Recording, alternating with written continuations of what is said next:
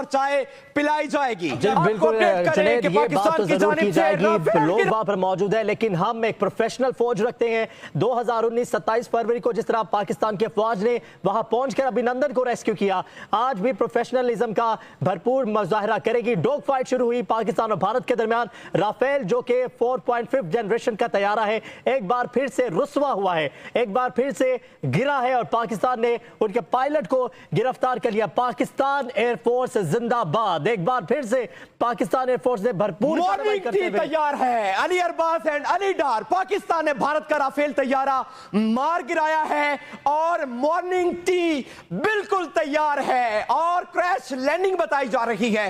Hit हुआ, पाकिस्तान ने भारत का एक और राफेल तैयारा मार गिराया, पायलट को गिरफ्तार कर लिया है। गिरफ्तार भारतीय पायलट के लिए मॉर्निंग टी बिल्कुल तैयार है। लेकिन जैसा कि अली अरबाज बता रहे थे कि 2019 में हमने जज्बा खैर सगाली करते हुए उनका पायलट वापस लौटा दिया, लेकिन उन्होंने अपने पायलट को ऐसे उठाया जैसे कोई बड़ा मार्का मार के आया हो। आज भी दुनिया वो मनाजिर देख रही है। 2019 वाला दोबारा से पायलट हमने, ये अभिनंदन पार्ट 2 हो सकता है, ये अभिनंदन पार्ट 2 होगा और इसे भी चाय लाजमी पिलाई जाएगी। लेकिन फौज के आने से पहले पहले अवाम इनकी दुर्गत लाजमी बनाएगी। जी हां, आपको अपडेट कर रहे हैं। आज फजर के बाद नारे तकबीर के बाद इस ऑपरेशन का आगाज किया गया।